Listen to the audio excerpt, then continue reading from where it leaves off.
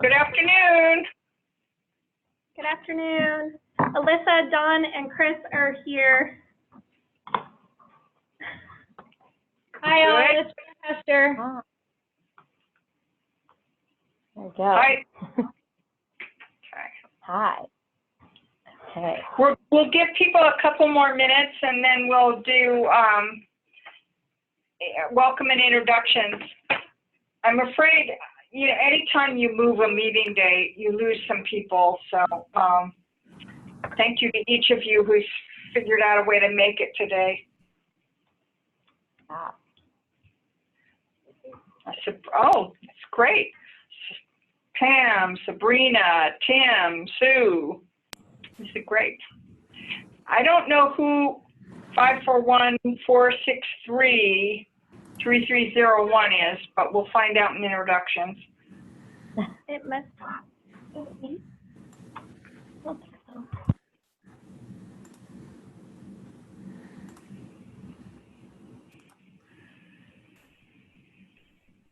Abby's joined. I think we'll give people like 2 more minutes. I'm watching my clock.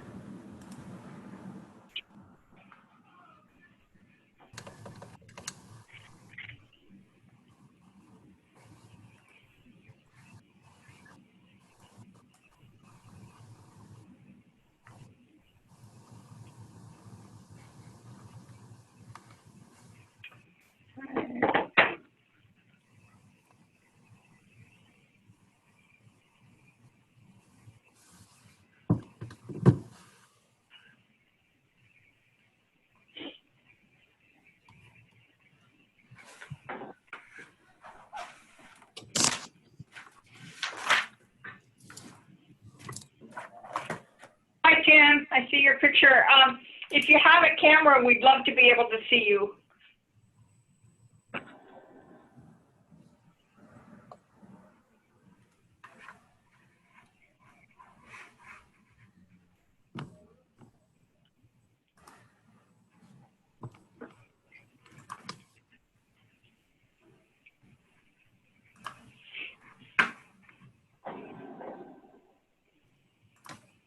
Okay.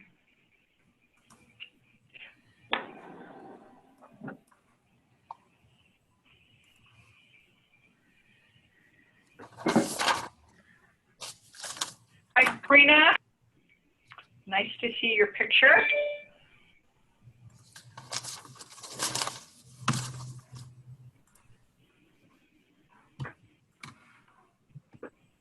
Okay, the agenda is on the screen so everybody can see it. Welcome to, it's a combined June and July meeting of the Child Care and Education Committee. We decided, looking at the content, that we could combine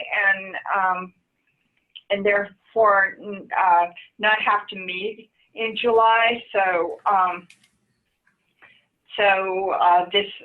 we will meet again in August. And I would like to ask committee members first to introduce themselves, and I'll call your name so that we don't have, so you know when to speak up.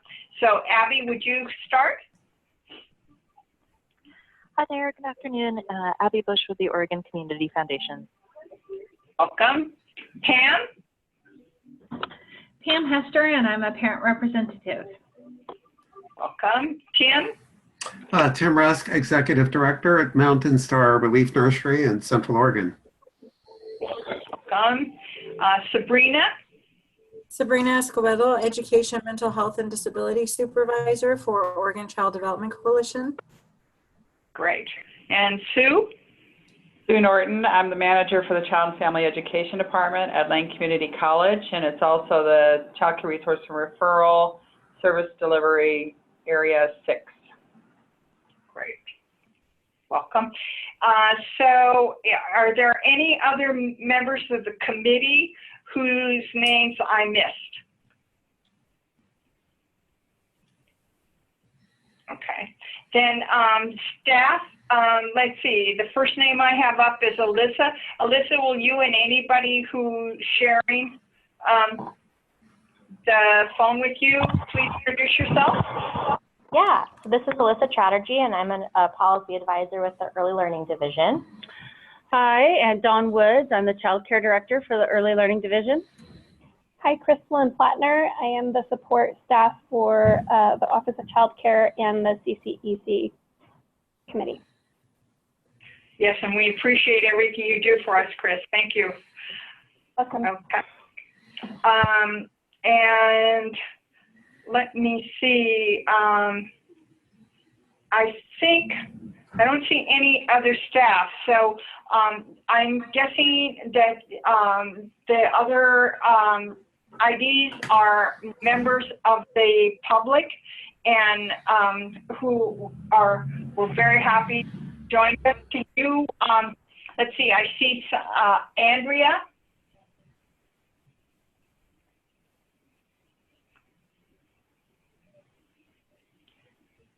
Huh. I can't hear her, so I think maybe, I'm not sure. Lisa Duffield, can you introduce yourself?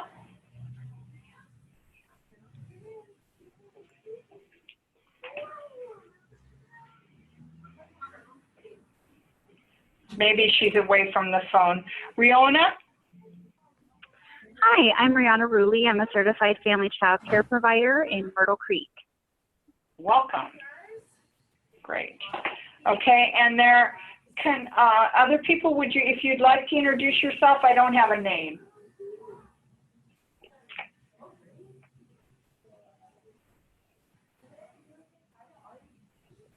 This is Autumn David from AFSCME Certified Family Child Care Provider. Welcome, Autumn. Okay.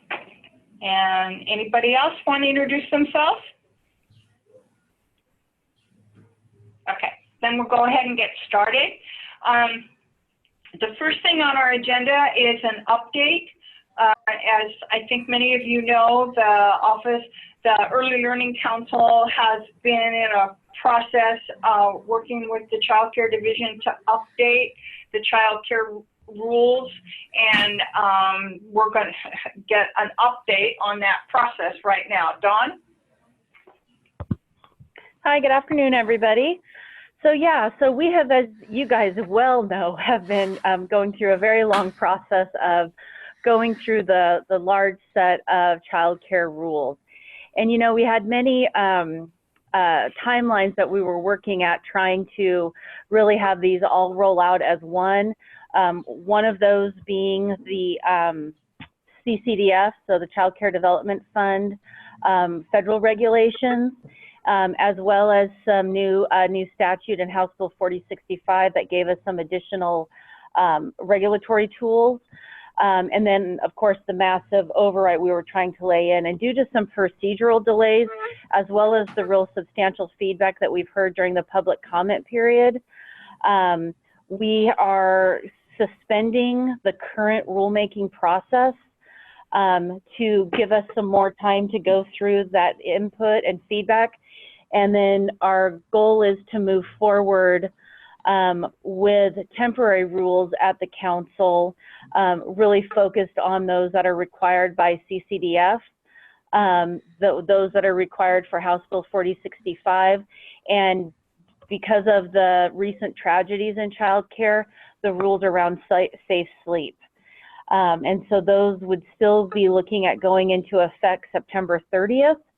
And then we would be working to move forward with the entire rule set as we can make sure that we have all the procedures in place, but we know that we can't wait on those that are required. And so wanted to give you guys that update. We're still kind of what the role is and the next steps I think we'll be working on in the coming months. I know that we're also going to be taking the summer to be doing additional engagement with childcare providers out across the state. And so we'll be getting this all posted up. Our goal is by the end of the week, at the latest Monday, of what those temporary rules, proposed temporary rules will be, but they'll be in those topic areas that I think you guys have all been familiar with. John, just clarification, will there be one set of temporary rules or two sets? Well, for this, dealing with this rules, there will be one set of temporary rules, but we also, in relation to the governor's directive, will also be bringing forward another set of temporary rules around in better communicating with families, and those will be effective immediately when the council approves them, versus the CCDF rules, the House Bill 4065, and the Safe Sleep. They will still have the September 30. So they will come as two separate sets. Okay. But one is in relation to the directive that came out. And I guess, does anybody on the committee have questions about the governor's directive?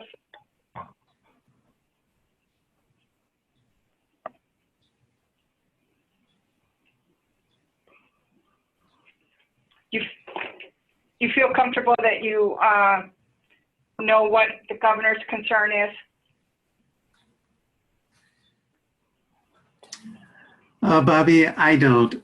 I'm not clear what the governor's directive is. Sorry. Okay. Sure. I'm happy to lay it out. I think it was first part of this week. Last week. You know, if some of you may have heard of some pretty horrific situations in the news, one particularly around the tying up of infants in a child care facility. And, you know, we took immediate action, shut the facility down once we learned of it. But, you know, it's pretty horrific. I mean, we're as appalled as anyone about the behavior. But it also, you know, kind of highlighted the need for how can we better check if people have been providers in another state? How do we go and look at that? What are some additional steps? So it charges us to look at how we can more robustly look at other states, if there's been legal action in another state with that child care provider. And the other part that the second part of the directive was really looking at how can we better communicate with families when an emergency suspension occurs. When there's an action, how much information can we give? I mean, we have some parameters in terms of if there's law enforcement involvement, what's confidential, but I think we can do a much better job on the approach that we take, even if we have some limited information that we can give. We can definitely do a more personal touch. And so that is what the directive was really driving at us, working, you know, swiftly to correct those and to implement those new processes. So am I right that the provider who was tying up children had been closed as the facility she was operating in California was closed due to violation? Is that correct? That's correct. She had marked on her application that she had been a child care provider, but had not marked on there that she had had legal action. There was a document that was discovered that was part of a coded piece that said, if you dug into and know what their codes meant, we would have known that, but it was a document for another set of information. And so we need to start working with our neighboring states to figure out how do we better understand each other's legal action, because everybody has different names and there's no national database in which we can look up this information, because these aren't found within the criminal records if you've had a legal action on your child care license. So it's an important move to make, but it's going to be challenging to find that information and figure out how we can, you know, have a more robust system of checking that. Do they have to tell us that they've had a facility closed due to violations in another state? Is that part of the application process? They're required to, and so she lied on her application. But there's the way in order to verify it is not an easy process. And that will take some kind of cross-state collaboration. Yeah, we're going to have to start working with other states, and I know I'm going to be having some conversations with federal partners to say, hey, can you help us with this? So, you know, we're going to just start doing as much as we can in terms of if they just at least self-attest that they've been in another state. We'll start calling the state and getting whatever information we can. We won't rely on them marking that box. We'll validate it or verify it. But this will be an ongoing process to get up and going, but we'll incrementally add what we can as we can. Great, thank you. Can I ask- Oh, yes, go ahead. Well, this is Tim. I'd love to ask a clarifying question. So it seems like we expanded the criminal background check so it is incredibly robust. The challenge is that these are incidents that don't enter the criminal code and don't have, so they don't come out of a criminal background check. It would take kind of a individual effort and reach out to a particular state. If someone happened to list that they had a facility in California, it would take some real work to uncover information like in the case of this one woman. Is that true? That's correct, Tim. Great. Whew, what a mess.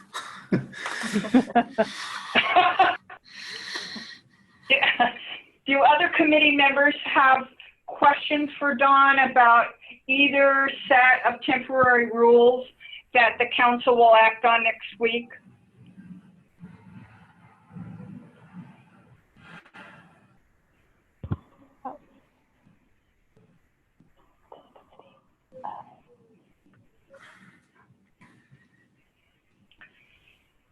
Okay. Does any member of the public have a question that you would like to ask Dawn about the temporary rules that will be acted on next week by the council? Or about the process that is being opened in relationship to extending the rulemaking process longer? Do you have questions about either one of those?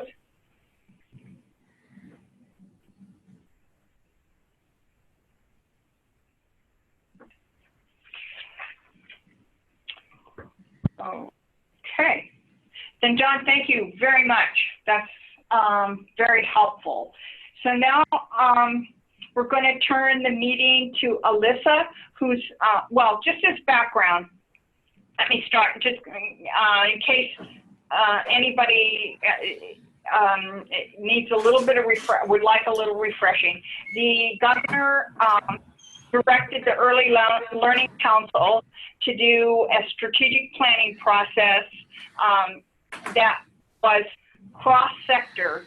So health, K-12, early learning, human services, housing. We're going to hear next week from housing, which I think is fascinating. Anyway, and so the council, as we've discussed several times on this, in this committee meeting, is in a process of gathering information on a strategic plan for an integrated, coordinated early learning system, but early learning writ large, including all the services that children and families need. And so we have talked about this before, that a lot of work continues to go on, but some themes are emerging. And so Alyssa's going to update us on the planning process and review the themes that are emerging. Thank you, Bobby. That's a great tee up. I do have a presentation I was going to walk you folks through. But as Bobby mentioned, we have been conducting sector engagements with the Early Learning Council, bringing in agency heads as well as community partners, advocates, parents, providers of services, to really help the council think about this strategic plan in that full systems lens and not just thinking about the early care and education sector. And I know I've given some updates to this committee in the past, but one of the things some of the other committees have had an opportunity to do is start to walk through the themes that have emerged so far and see if they resonate with you. See if there's themes that are missing, if you think that there's work particularly that's relevant to this committee that maybe isn't represented. I'll fully acknowledge that the slides I'm going to show, I've copied every bullet, and so some of them are not readable, and they're really more meant to capture the breadth and depth of some of these themes. But the document that Chris emailed you all is much more easy to follow, but I'll sort of use it as a prompter, and then actually when I get to the end of these themes, I have a little poll that I created in Zoom just to get a sense from all of you as committee members about which themes would be of interest for this committee to potentially tackle when the strategic planning process is done, recognizing that we'll be revisiting all committees and the structure and the work, but we're really trying to see and make sure that each committee sees themselves in the themes that are emerging. So if there's no questions. So Alyssa, yeah. Quickly, the view we're seeing shows the next slide as well as the current slide. Or at least that's what's on my computer. It'd be helpful to me to, there, thank you. That's okay, great. thanks for letting me know, Bobby. All right. Okay, so this is the system as Bobby described. And then again, we are bringing housing into the conversation next week. I will note that the health sector came to the council on May 31st, and those themes are not yet reflected in this document. So I know that there will be additional themes that have come out of that conversation, and I'm happy to share the updated version of this document with you guys once that's ready. So that's just a caveat as we dig into this conversation. So we heard from early care and education and family supports in March, K-12 in April, May in health, and June has become a little bit of a catch-all, hearing from housing, but also hearing from other community supports. And so we're bringing together a libraries panel. We're hearing from a traditional health worker program that's also found ways to partner with both the health sector and housing. And we'll also hear from the early childhood funders circle. So this is sort of the last big meeting of the council, and then we'll be doing additional engagements moving forward. So it'll be a really interesting meeting, I think. And I think I reviewed this with you guys in the past, but here's all the engagement that's been happening. And here's how we're planning to move forward. So there's 3 groups we've been really trying to focus on for the summer. Hub governance councils. Hub directors have been presenting at each council meeting, but we really wanted to give space for the governance councils to reflect on the needs of their communities and to share with us their own perspectives of the hub's role in this system. We're also working to engage parents and childcare providers. I am, I guess, acknowledging that I can't do all of them at the same time and do them well. So I am also, we're sitting in a little bit of a reality check in that the council seems really committed to engagement, even beyond the strategic planning process. And so while I don't think we'll be able to coordinate as many engagement sessions as we wanted this summer, we're really working to create an engagement strategy that goes beyond this process to make sure that there's that continuous dialogue with childcare providers and parents in particular. So I want to make that caveat. And then the goal is that in September, we'll have really a work session to digest all of the community engagement that's happened over the summer and really start to take these themes and morph them into strategies. We'll have a draft for review in October and again in November, and then we are adding a short December meeting for the council to formally adopt the strategic plan, which would be effective in January. So a lot of work ahead, but exciting work. So if there's no questions on process, I'll dive into the first theme. Okay.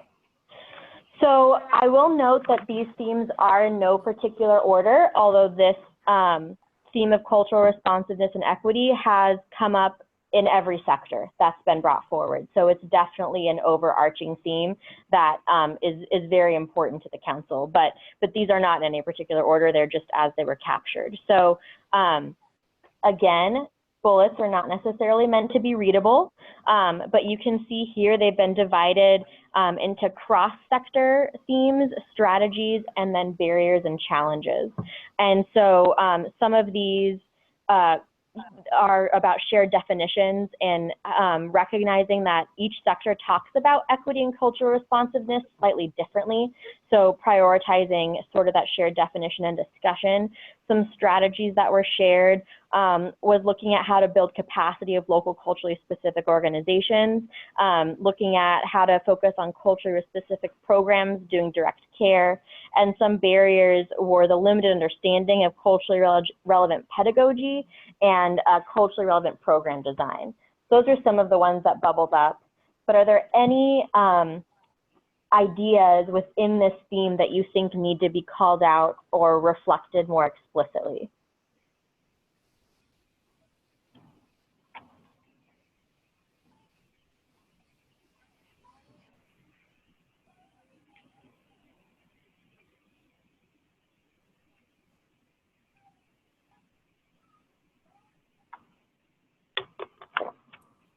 Alyssa, this is Tim, and I guess I'm wondering if this is a place for something like structural racism or structural, like systemic barriers, or and maybe that's in here. That's just what comes to my mind. That's great. Thank you.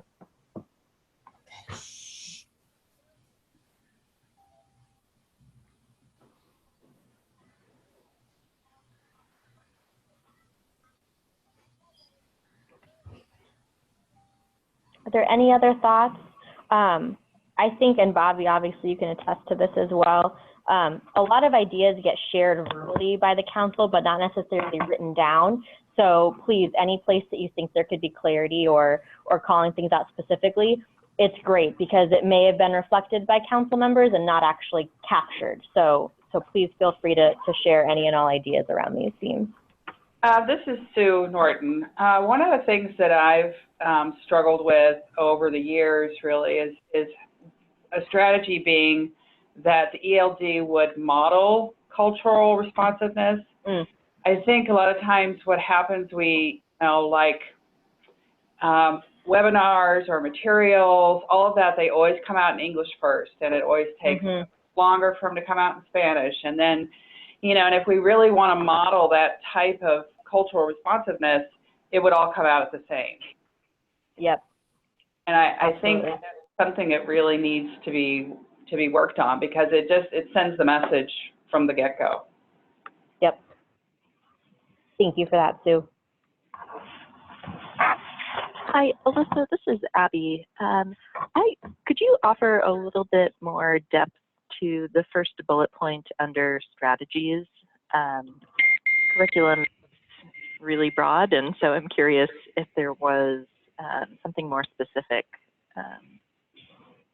Yeah, I think absolutely. I think this came out, and again, Bobby, feel free to jump in if you have a better recall. I think this came out of both the early care and education as well as K-12 sectors, and part of it I think was spurred by some of the bills that have passed particular to the K-12 sector, but looking at how to better support culturally responsive programs via looking at culturally responsive curriculum as an option, particularly when we talk about some of our publicly funded preschool and infant toddler programs. This isn't exactly the same, but a related issue that keeps coming up, Abby, is that it's come up in this committee too. So I think it'd be good if people could add more words to it. But we have certain programs that have been through the rigorous process, that there's an evidence base, that there's a research been done. And lots of times we restrict funding to those kinds of programs. the problem is they haven't always been tested with all populations. They may well be inappropriate with some populations. So there's this tension between things that we have reason to believe are good for children, and then curricula or programming that is good for a specific population of children and families. Does that there's a lot of conversation at the council, but I've heard it on this committee too, in our conversations, the same kind of tension. Yes, and I remember and I really value all of those discussions. I think I just am not clear if this is talking about home visiting, if this is talking about, what is an acceptable curriculum within Spark. It's just very vague, and so I would appreciate a little more specificity. Well, it's come up in all the programs, Abby. Okay. I don't think there's been, my sense is that these comments, they've been pervasive and they've been about all kinds of programming. They weren't specific to a certain program. Somebody may bring it up about a specific program, but then they'll bring it up about other programs. So I think that the issue, this would be interesting. I think people perceive this tension or issue as cross-sector and cross-program.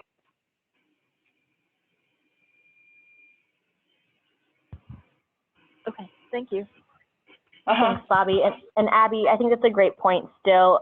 I'll share process-wise what's happening is council members are hearing from panels and other partners and then jotting down thoughts. And so there are definitely some bullets in here that are not fully fleshed out ideas. And so, I've made a note of this, that as we really start to massage these into themes, we need to be explicit. So if it is intended to be cross-sector, being explicit about that and how it would feed into the different sectors. So if you see any more of those, please feel free to ask or highlight them. Other committees have done the same thing. Thank you. Okay, I'm going to move on to the next theme, if that's all right with folks. And that is access to early childhood education programs. Again, a lot of ideas here. And again, they've been broken down into cross-sector strategies as well as barriers and challenges. And again, we're finding that we need a shared definition and shared values of accessibility, affordability, cultural responsiveness, and how to sustain wages for providers. Some strategies that were shared were to align eligibility across Head Start, preschool, ERDC, and TANF childcare, ending wait lists, offering childcare access in a way that truly offers a choice, universal pre-K for all through a variety of options or models, and some barriers were the lack of access to quality childcare and the impact on outcomes, and the lack of access for foster parents. So those are some of the ones that have bubbled up. But again, if you think there are some ideas missing here, please call them out.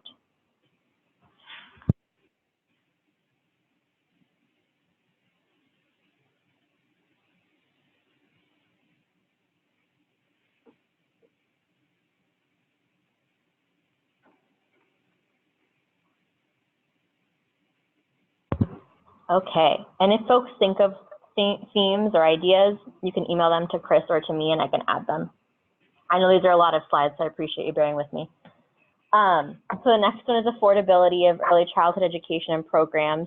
This one did not have as many ideas below it, just some cross-sector thoughts again on shared values and defining what we mean by affordability. I will note too that access, affordability, and supply are all clearly linked and part of the same issue. And so one thing we've talked about as we start moving into strategies is how we really collapse these into one theme.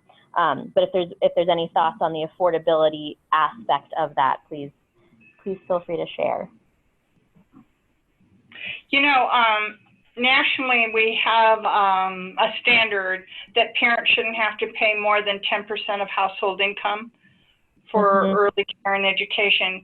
I've never heard a conversation at council, but to operationalize what we mean by affordable. Okay. Yeah, this is Tim. What I see missing, I think, in all three of these, or somewhere, I don't know which category it belongs in, but just something about a effective business model for early childhood education. Sure. I mean, is there a way to like remove the expense of rent? You know, can all childcare be provided in some sort of nonprofit center or something like that? Remove the burden of that cost.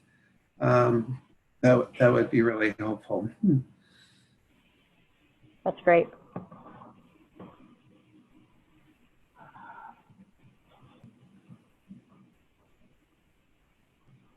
Thank you. All right, I'll move along.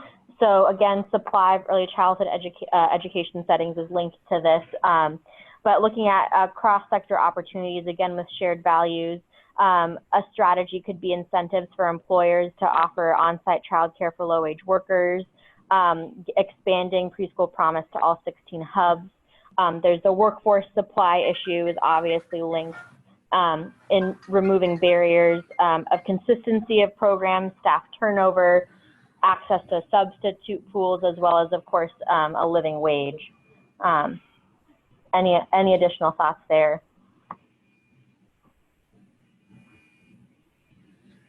Well, this is Tim. I'm sorry, I feel like I comment on every slide. No, it's okay.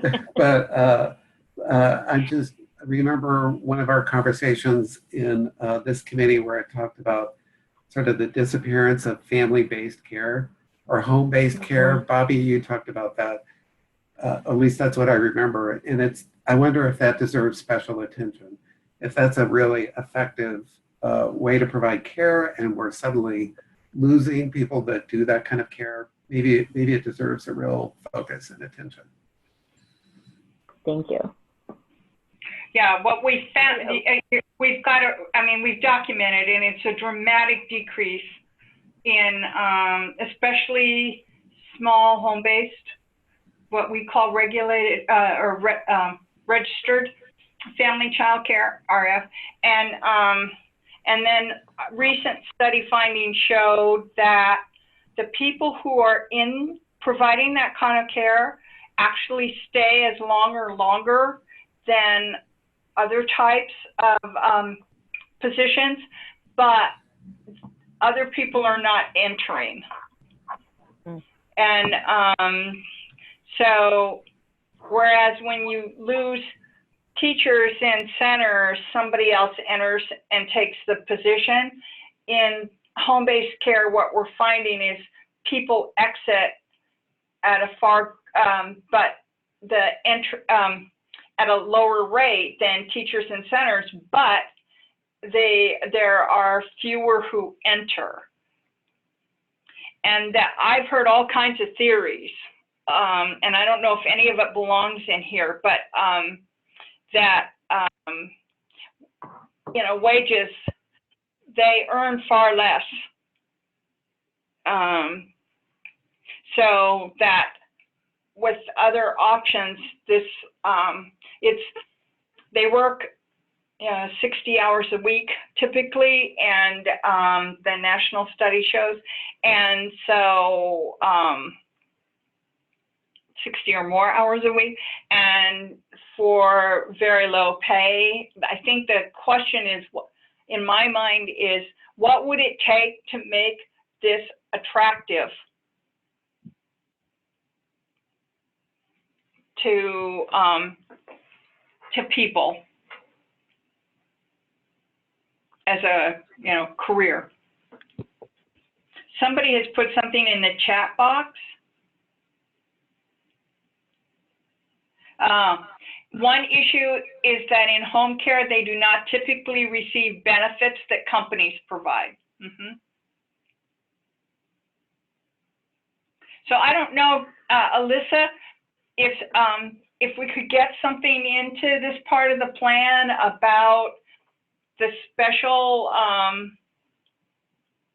challenges for people that are keeping people out of small home-based care? Yeah, absolutely, Bobby. I've made a note of that and maybe pulling that out as its own theme.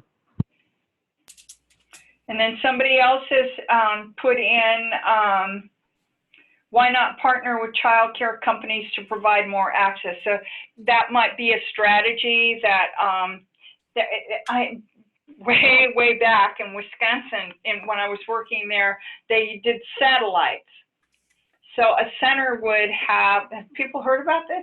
A center would have a group of family childcare homes, and when a family would come to enroll, they could choose a home, an affiliated home, or a center classroom, and the staff got all the same support, whether they worked in a home-based setting. I don't know. Has anybody heard of that out here? No, I haven't. No, I'm looking at Dawn, and she said she hasn't heard about that. So that's great, Bobby, and we might ask for additional details on that. Okay. They're called satellite homes, and they're a satellite to a child care center that wants to give families more options. Got it. Alyssa, this is Abby. A question about the workforce supply bullets.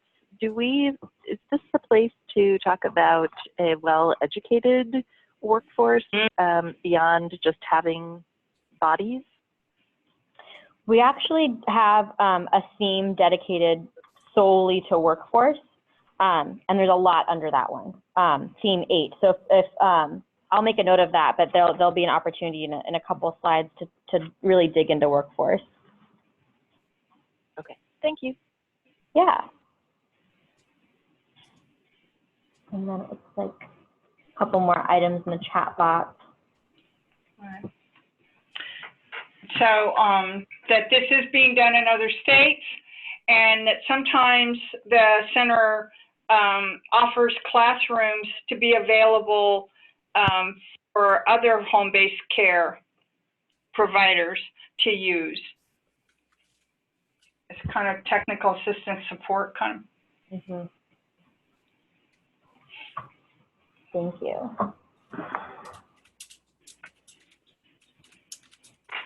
Thank you. Those are very helpful.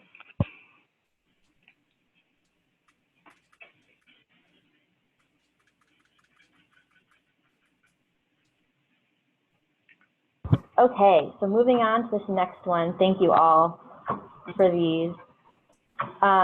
So looking at the quality of settings, and again, not a lot of bullets, but obviously very important, and some of these are reflected elsewhere, but creating a shared definition of quality, and also talking about ready schools and what the early care education sector and K-12 sectors can do together to support better outcomes for our kids. So any thoughts here? Obviously, this is an area that this committee's delved into quite a bit in the past.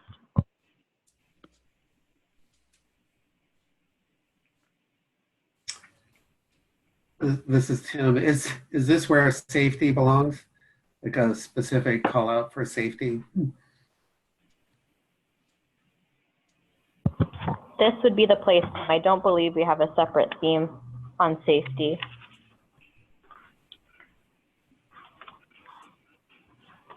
Thank you.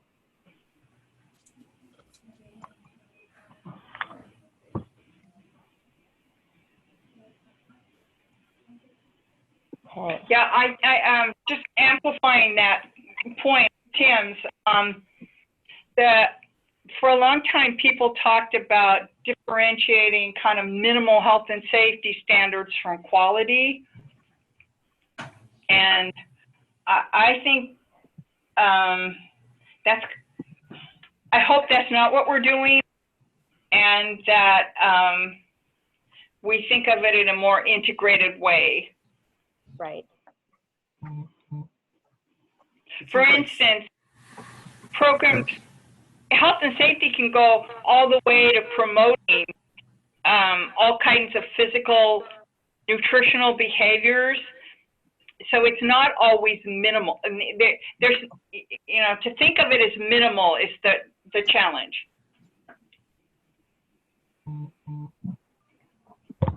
Thank you, Bobby.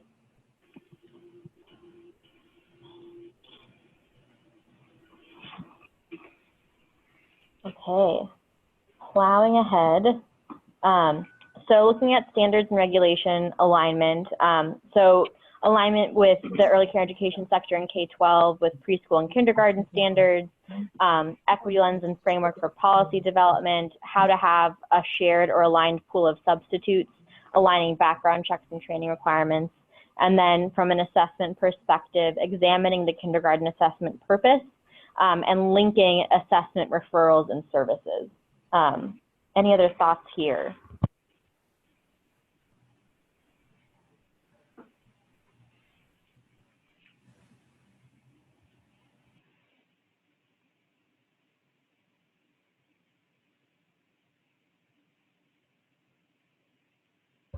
Okay. Again, if you think of things, you can send them to me. So 7 is child development outcomes. Just real quickly, do you think under that one, under 6, that we've got the challenges related to public entities, the association between public entities that are not required to be licensed and licensing standards? Do you think that fits? It's not just K-12, it's broader. Right. I think it's important to still call out. That's a great point, Bobby. Okay. Thank you. Okay, so 7 is child development outcomes. So looking at services that impact outcomes, like instructional practice, observed change in quality because of Spark and Preschool Promise, as well as social emotional. There are increasing concerns. I'm not sure if it's clear that there was a cultural lens used, expanding the idea of empathy first, looking at the approach to discipline as a possible issue, and calling on human services and education for a joint goal or plan to address the social emotional needs of early childhood.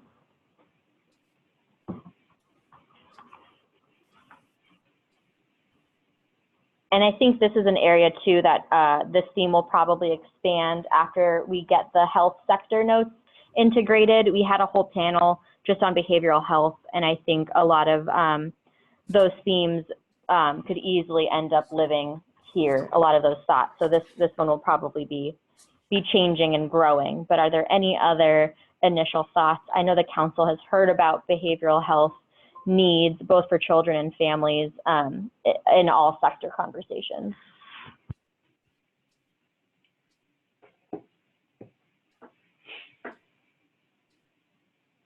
This is Sue. Would something about expulsion policies be important in this, especially if we're aligning K with K, 5 programs, and we have preschool programs in the schools? I don't know if it fits here or more in the alignment section. Thanks, Sue. Yeah, Abby. Go ahead. Oh, yeah, I just wanted to echo that's a great spot, because I don't think right now we have any data about preschool expulsion in the state. And if there's a way we can start to find out how challenging the situation is in the state, that would be a great first start. Yep. We do have an inclusion theme, but I'll make a note of those in this as well. The other thing, that expulsion in early childhood looks so different than it does in K-12, because it's typically something like, we think there's a better setting for your child. He needs a large group or he needs a small group or whatever the provider says.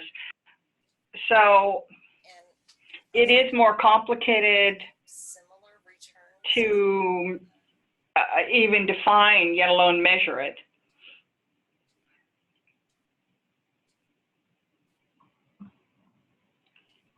Thank you, Bobby. Yeah, absolutely.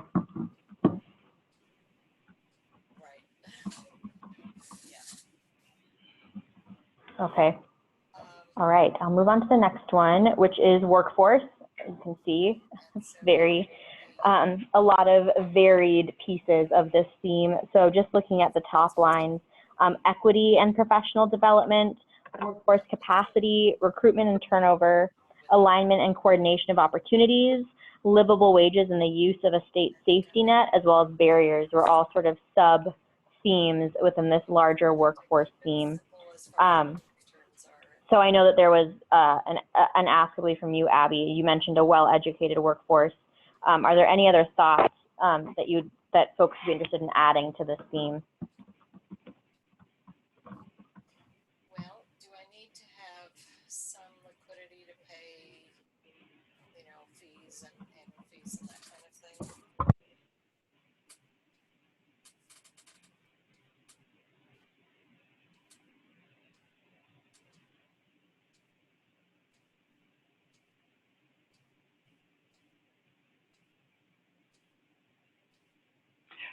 I think we underestimate how big a problem turnover is. So I don't know if we talk about the workforce, but the study shows that only a minority of the workforce is still there in 5 years. So I don't know. It can't be separated, but I don't think we realize how big the problem is. What was that percentage again, Bobby? Sorry. Oh, it's in the workforce report. Okay. So I'd have to look it up to be sure. I said a minority because I know it's way less than half. Got it.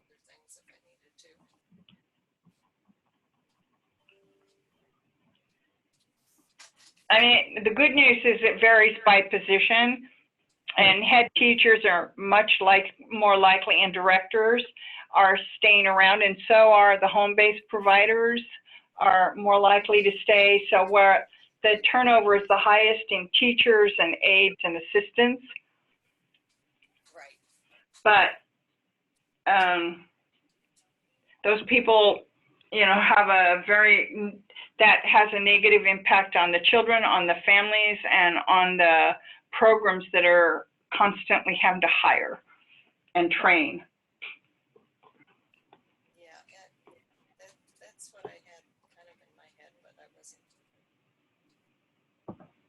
Thanks, This Bobby. is Sue. One of the things that I don't see in here is really having networks of support systems for the workforce. However that, you know, comes about, you know, could be through coaching, could be through mentoring, and it could be done a variety of ways, but I don't think I see it in here. Thanks, Sue. Yeah, I think I recall that being discussed, but not necessarily captured here, so I appreciate you calling that out. So there's a comment in the chat box. Alyssa, do you see that? Yeah. Right, okay, good. Yes, yeah. From the public, the recruitment of providers and the supply of providers could benefit from more dedicated personal support and business management when entering the field. And the workload versus pay is a big challenge for turnovers in centers and programs. Thank you. I did not. I might have looked at it quickly. Okay. I will continue on. So looking now at trauma-informed care, this is another theme that will probably expand once the health sector notes are incorporated. But right now we have, again, a shared approach and definition with terminology that keeps coming up across sectors, particularly around trauma-informed care, and then how to implement trauma-informed practices using a community approach, integrating trauma-informed care and ACEs, an intersection of trauma-informed care and culturally responsive practices. So any other ideas here that you'd like to call out?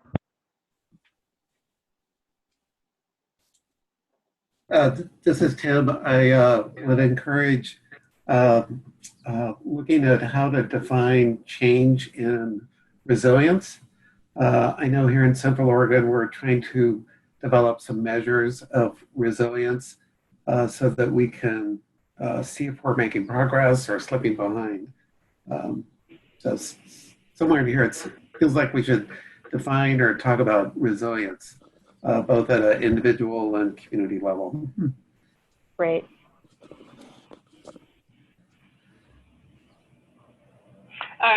One of the council members, Kali,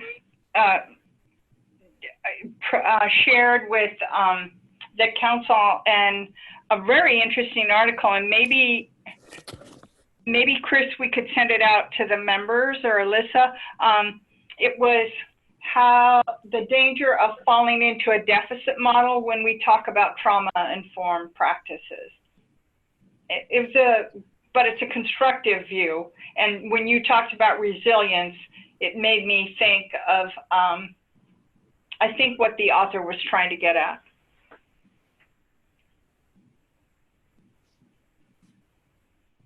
I can have Chris forward that to the group, Bobby. That'd be really helpful. Thank you. I found it fascinating.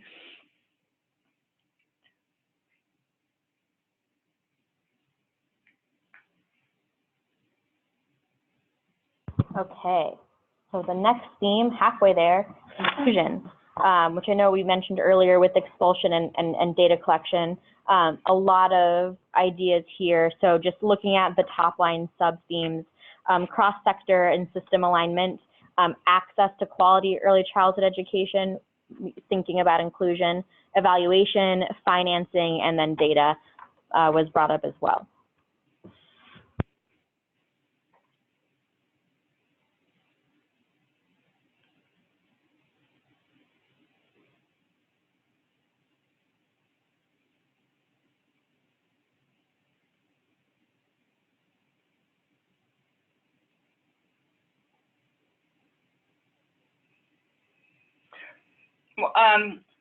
Maybe this would be a good place to bring in, I think Abby raised suspension.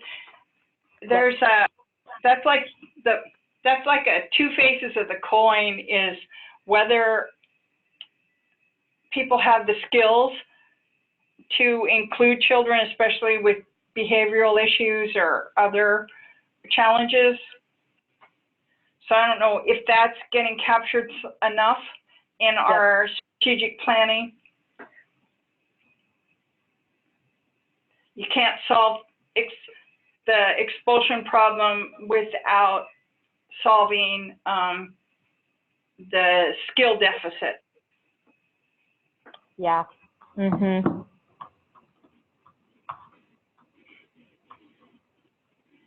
Yeah. Thanks, Bobby.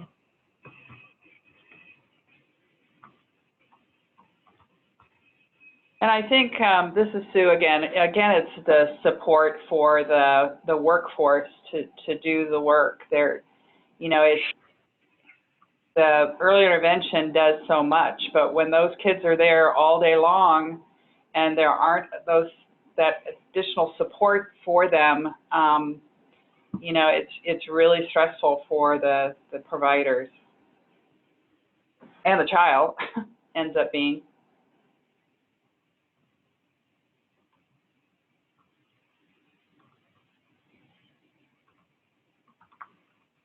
Thank you, Sue.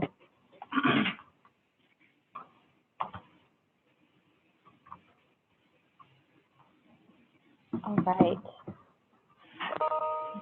Moving on to the next one. So supporting families, another very large theme. and I would say the title is probably too broad. So looking at some of these sub-themes, cross-sector with shared values of efficiency and choice to reduce administrative burden, design and supports of services, supporting parents' relationships with children, parent education, communication and engagement, as well as empowering and connecting families and reducing isolation, were the sub-themes that emerged within this one.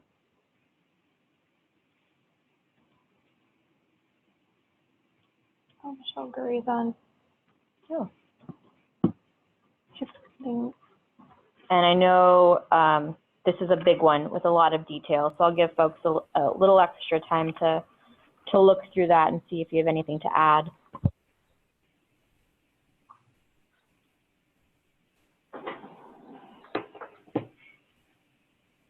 Special needs staff.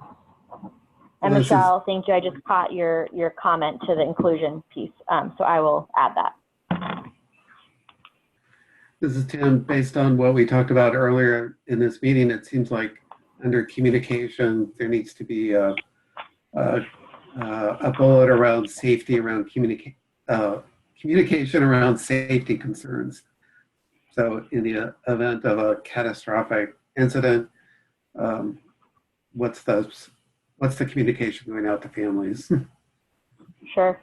And maybe what's the broader message to the public? So maybe it's a public awareness or a credibility of the industry issue.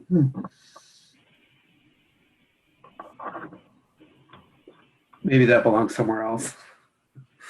No, that's a great comment, Tim.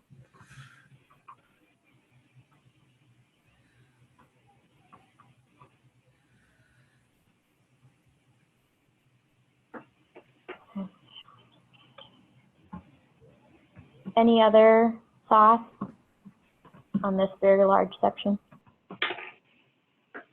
A couple more. The chat box. Okay. I wonder, Gabriella, could you talk a little bit more about parental rights?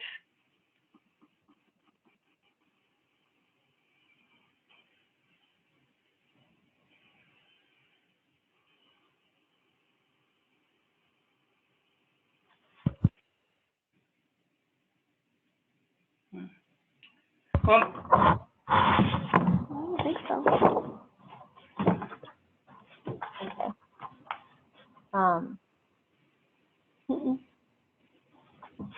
Looking from Rihanna, looking at parent education on types of early childhood education programs, licensing and regulations, parents needing to know what they should be looking for in the program they choose and what red flags are, and then supporting families. What about parental rights?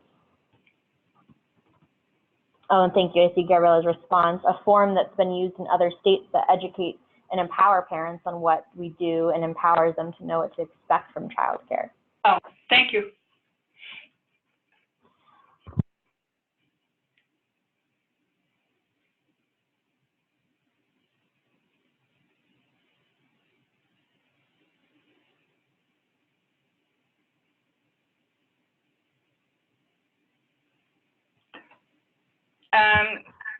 So, Lisa, where should Gabriella send the form she's discussing? Should she send it to you? We'll have her send it to Chris, and then I'll make sure that we are all able to take That we all can see it.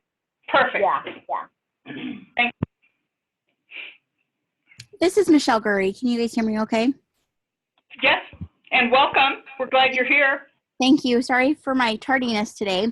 I was under the impression at some point there was going to be a big push for Spark as far as letting parents know or letting the community in our state know what it is and what the purpose is behind it.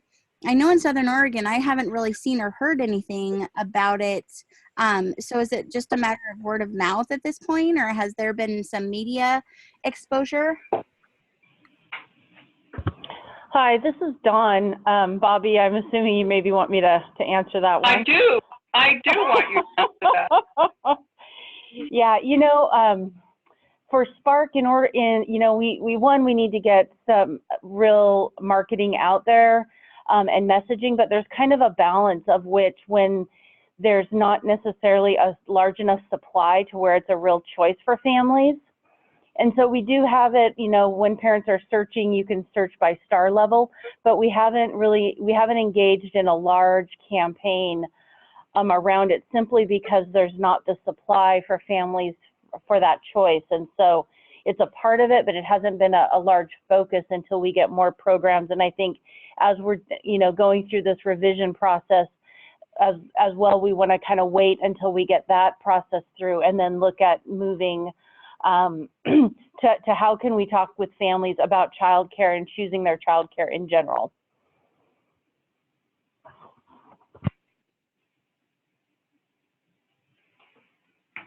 Thank you.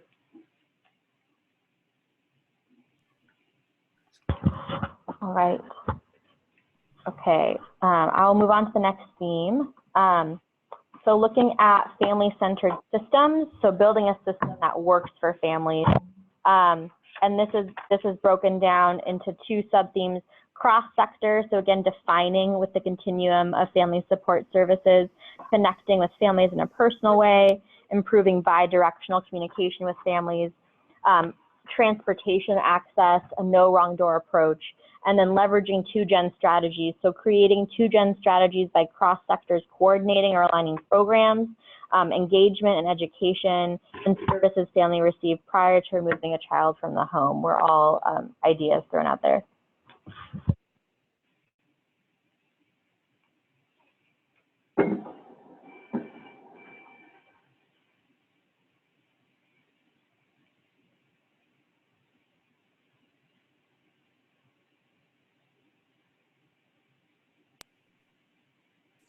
This is Michelle again.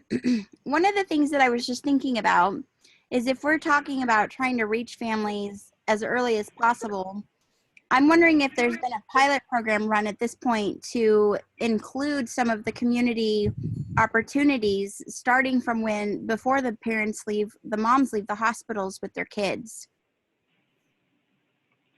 Well, Lynn Benton Lincoln has the Polywog project that is designed to do that, but it's pretty new. But it's the hospital and the early learning hub and parent education and other partners reaching parents when they're pregnant. Okay, thank you for that. Yeah, it'll be worth watching, but it's pretty new. Unless, Alyssa, do you have more on Polywog? No, I haven't.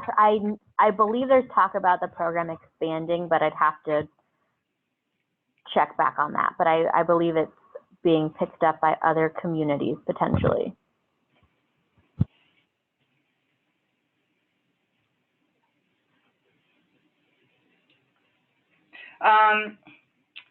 So somebody asked, how do we stay up to date with Polywog?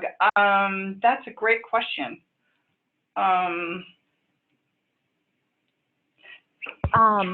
I can reach out to the hub and ask. I know there's information on their website, but I can connect with Christy Collins and see what the best way to kind of watch that work is. This is Sue. One of the things that I've been looking into lately as far as, just managing different types of employees is just the different styles of all the different generations and how we really connect with people. And I think it's really important with families to pay attention to some of those, trends that the Generation X has, or Y or Z, or, as we go on. Because I think sometimes we just try to reach families the same ways we always have.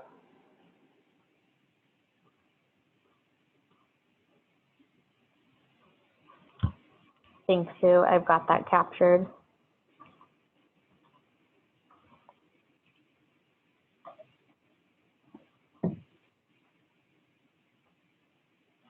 Okay, I'll move on to the next one. So the use of data is obviously a major need. So looking at cross-sector opportunities, data-driven decisions across systems, understanding and aligning data collection and management, addressing bias in the presentation of data, creating a dashboard that fits with other sector dashboards, policy on data tracking of developmental delays, and more preschool data from school districts all popped up, as well as predictive analytics was an idea that we heard about from DHS as well.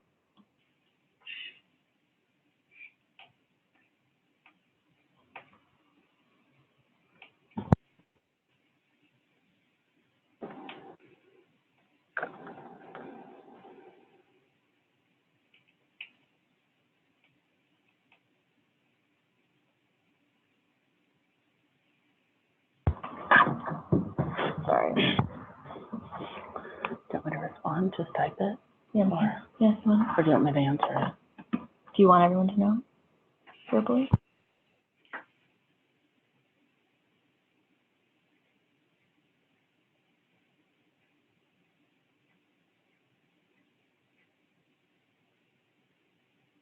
Alyssa, are you still there? Yes, I am. Sorry, we were reading the chat box. Dawn's going to get back to Brianna's message in the chat. But I will move on to financing and leveraging resources. So again, quite a few ideas shared here.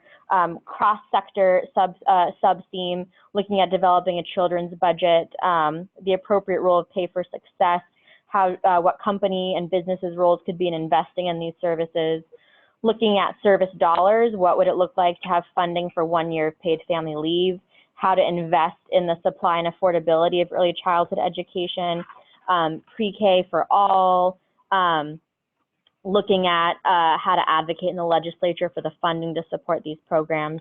And of course, the barriers are the lack of money and resources. Looking at Oregon's cliff effect, at the wages and income that families leave key supports and services that they can't replace because their increased salary is not enough to cover food, shelter, et cetera.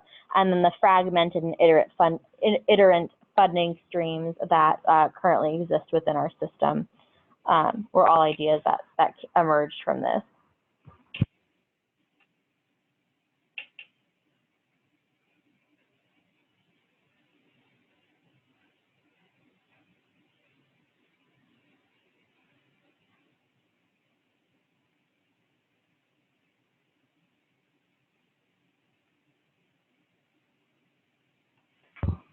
Okay, I will move on, but if anyone has thoughts, we can easily go back. So building a systems approach was another big theme that's been emerging. So looking at the opportunities that exist with human-centered design, systems that are flexible to individual needs, approaches that could be leveraged to build common goals, looking at prevention as a strategy, looking at systems policy and cultural integration, looking at interconnections as a sub-theme, more than one sector needing access to early childhood education, the coordination of home visiting across sectors, how to address basic needs, how to create a formal resource list for all participants within this system, looking at how many systems exist in Oregon, and then the barriers of a fractured system, barriers to communication, lack of accountability to be delivering top-line outcomes, the bureaucratic barriers with forms, silos, and system connections, as well as the infrastructure and resource issues that exist.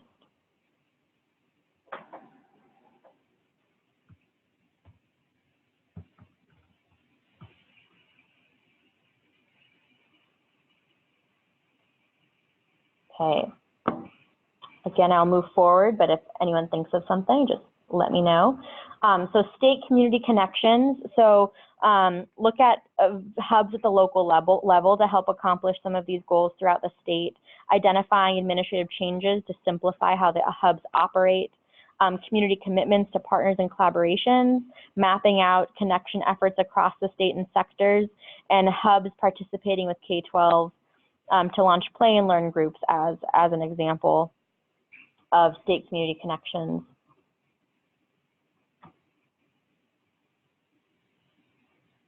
Okay, I'm gonna move on. I think everyone's getting tired, and I understand. I'm with you.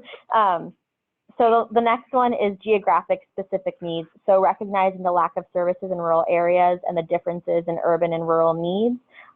Also acknowledging the shifting demographics across both urban and rural settings, transportation resources and access, and the impact of immigration and the lack of a driver's license on the participation in services have all come up. If there's any other thoughts specific to geography? What I'd like to add is we've just done an analysis that looked at the data that childcare prices and minimum wage by minimum wage areas, and the impact of the Oregon minimum wage in our field. I think we have completely underestimated what it's going to be like when the minimum wage. Does everybody realize that the minimum wage in Oregon varies by where you live? So, and with so much of a minimum wage workforce, I think the impact is going to be, I don't know, I think we should be paying attention to it.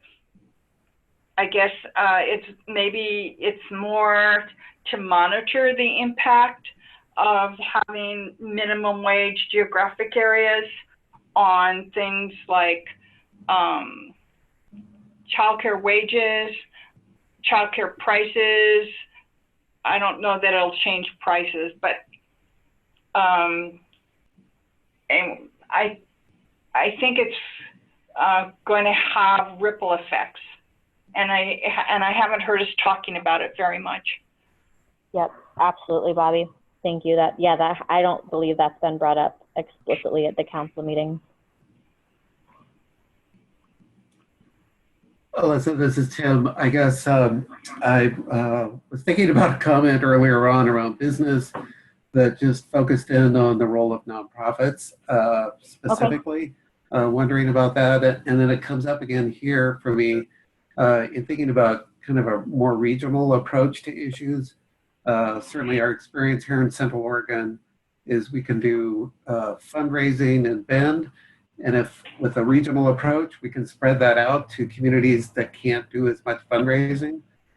Maybe there's opportunity there. So it's less around a need, but just an opportunity to do some problem solving with a regional approach to areas where it's hard to make progress. Due to income levels and things like that. Thank you. That's great.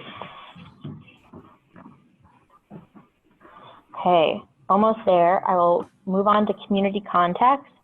So recognizing the housing and homelessness challenges, availability of public transportation for families, parks, recreation, and safe places to play, the impact of community violence and the meth and heroin and opioid epidemics on communities and families, looking at homeless students and potentially looking at the Coquille School District as a model. They've been operating at a loss for providing preschool to their community, and they've had an impact on the diverse communities they serve. So these are some of the ideas. I think this is a theme that will get fleshed out after next week's council meeting.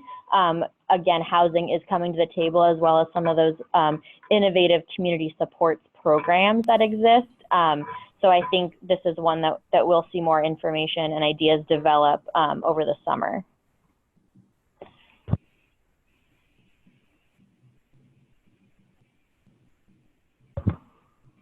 Okay, so moving on, connecting with business. So how to create incentives for employers to offer on-site childcare for low-wage workers is an opportunity that was mentioned. And Tim, I didn't know if you wanted to expand a little bit on your thought with engaging nonprofits, maybe in this section.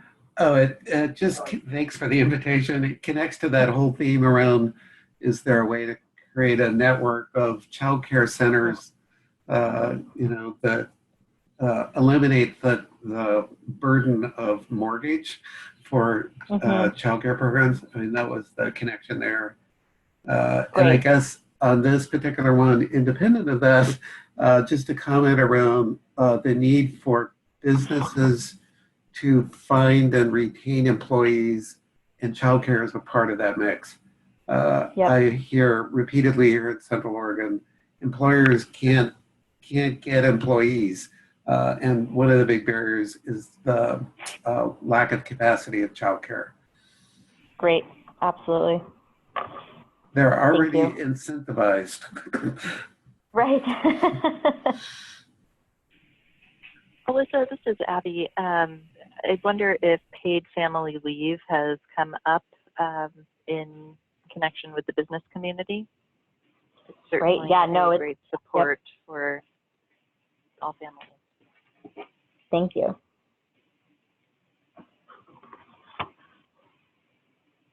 That's great.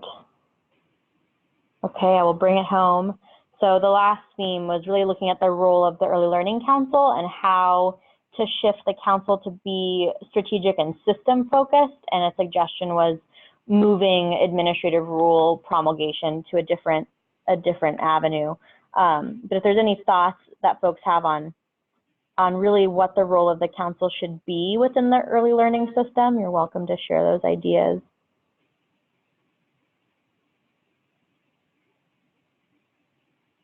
I know it's a little bit of a big question.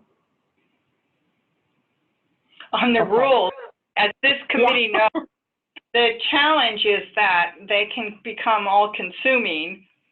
But the flip side, I remember Pam in the early years saying, rules is where policy gets implemented. Right. So you don't want to separate policy making and rule making. And like anyway, there's a tension, it seems to me, because they take a lot of work, as this committee is well aware.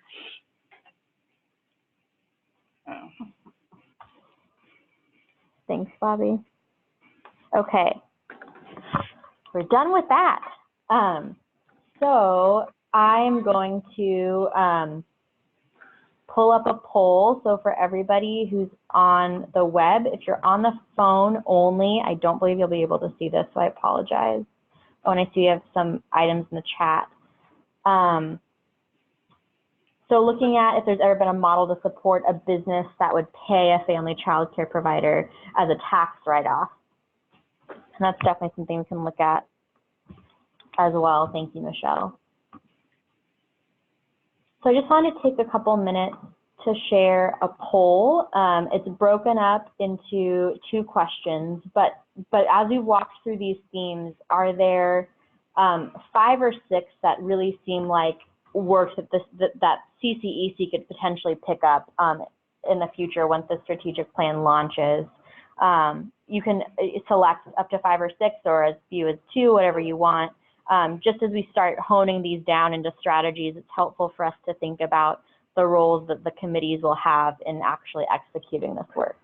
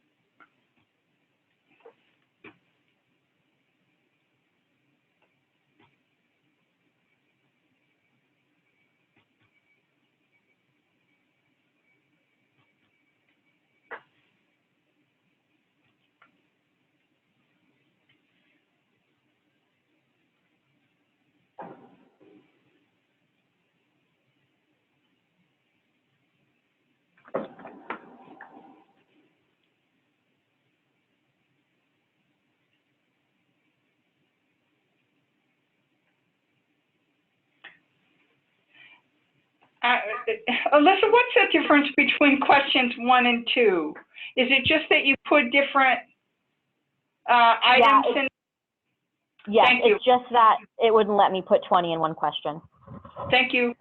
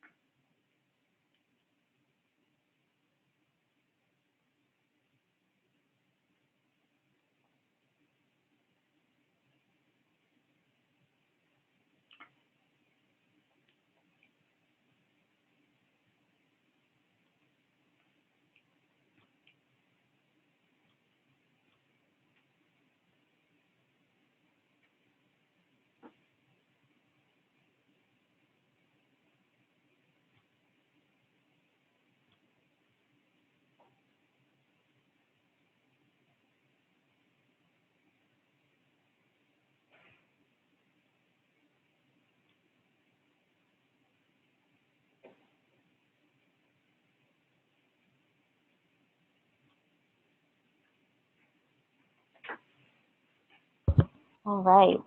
C7, I want to make sure that we've got all committee members have voted.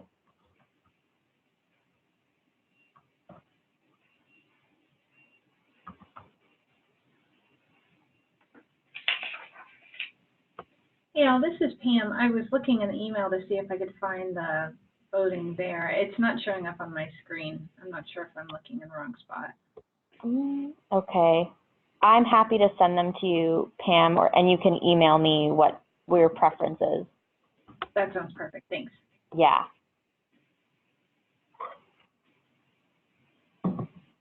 Okay. All right, so I'm going to go ahead and close the polling.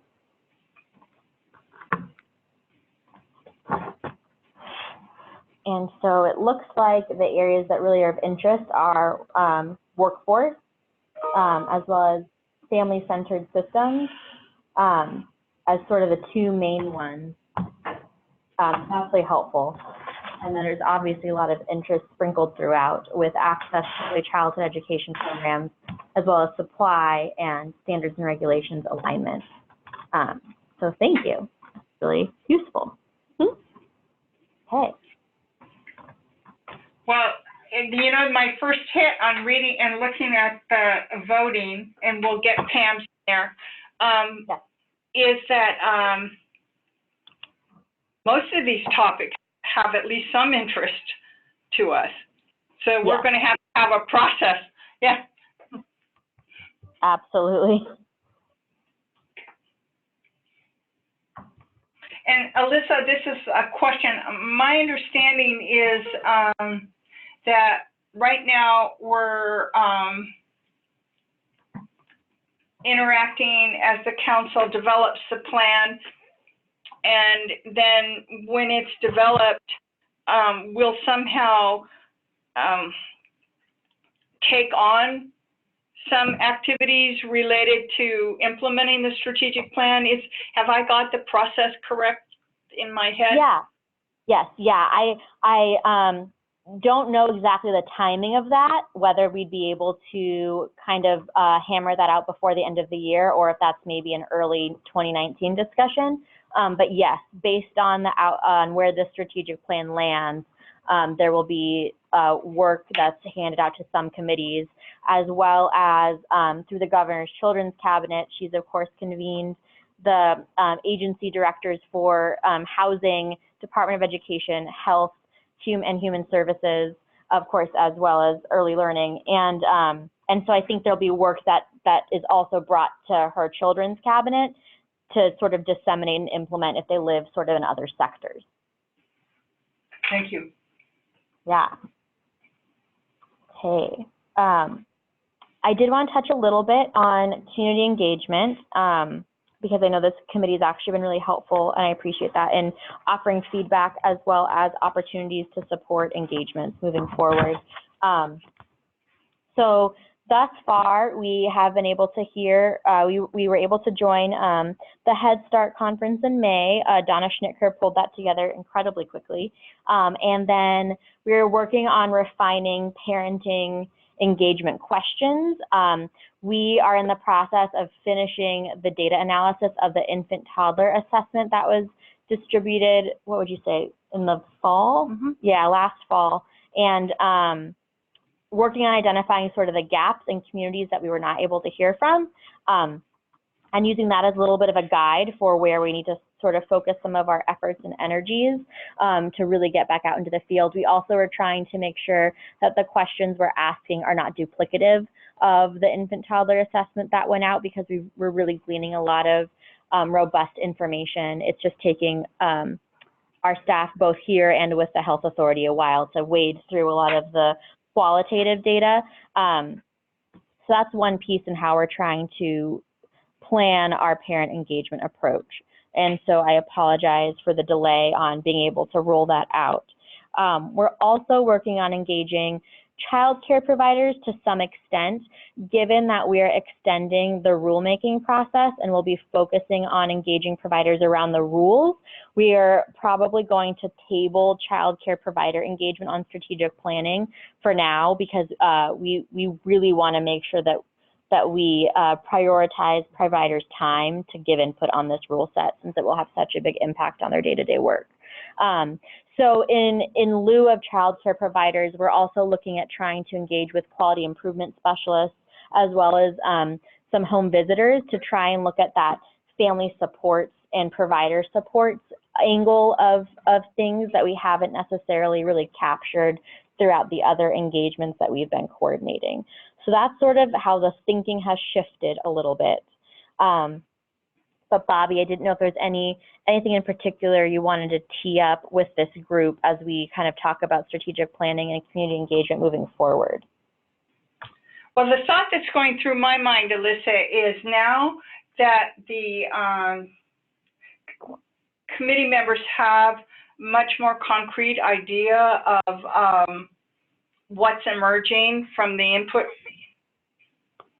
sessions and the themes that are emerging. If there are thoughts about who they think the council should be engaging. Sure, absolutely. And are there sectors or individuals or organizations or that you think, gee, if the state's going to be thinking about that, I think we need to be hearing from X. And I wonder if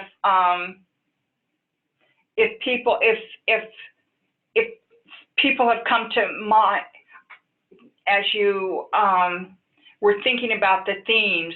It was like, boy, if you're thinking about that, we really need to hear from that kind of logic. That's great, Bobby. Yeah, absolutely. Always looking for more folks to engage in this conversation. So do people have any thoughts? Are there any groups, organizations that come to your mind?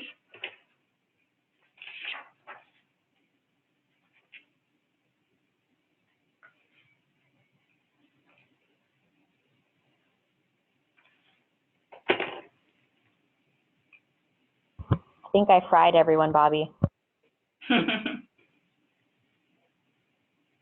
I think it's a testament to the great inclusive work that you've done already. Thank you, Abby.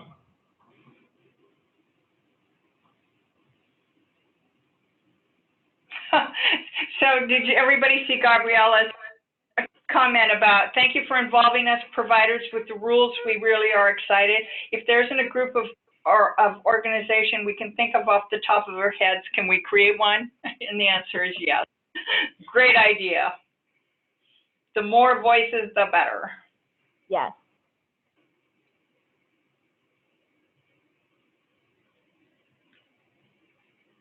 And Gabriella, I'll send you a note individually. If you could send me your contact information as we start creating engagement sessions over the summer focused on rules. I'd love if you have a community in mind or an informal organization you've kind of created. Oh, Chris has Kay Whittle's info. So yeah, if you want to send information to me or to Chris individually, we'll make sure that we keep you engaged as we start doing these summer engagements.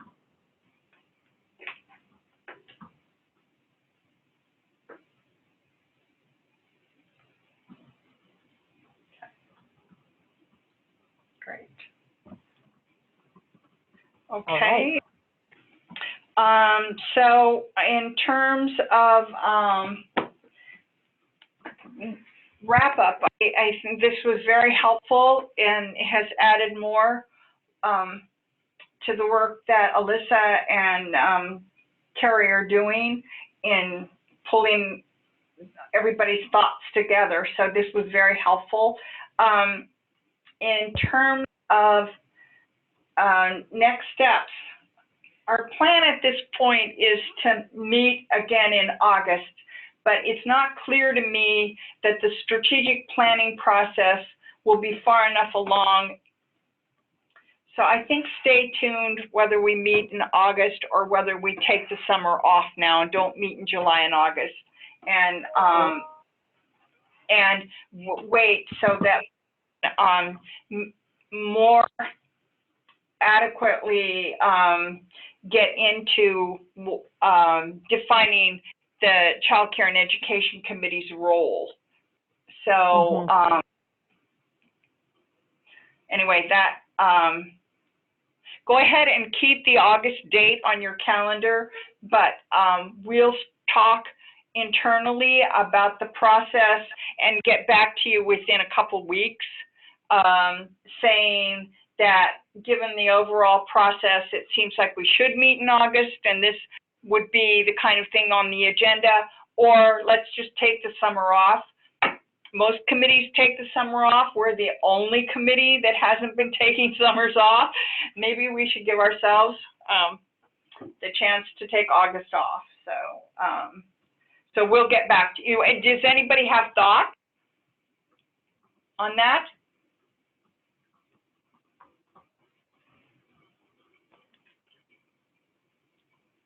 Okay, well, we'll talk internally about the process, and within 2 weeks, we'll tell you whether to keep the August date on your calendars or that you can release it. So thank you, everybody. Are there any closing comments from, well, let's go committee members first, and then members of the public.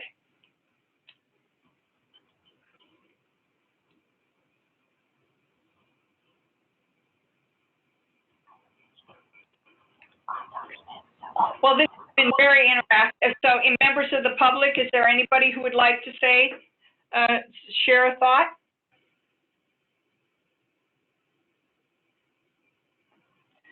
Okay. Staff. Alyssa, Dawn, Chris, anybody want to have some last closing thoughts? This is Alyssa. Just thank you all for walking through this with me and for sharing your thoughts. It's really valuable. And again, whether this committee meets in the summer or not, I will still share the latest version of these theme documents, and you're welcome to email me directly with thoughts over that course of time. Great. Thank you. Okay, well, have a lovely at least July and maybe July and August. So thank you, everybody. Thank you.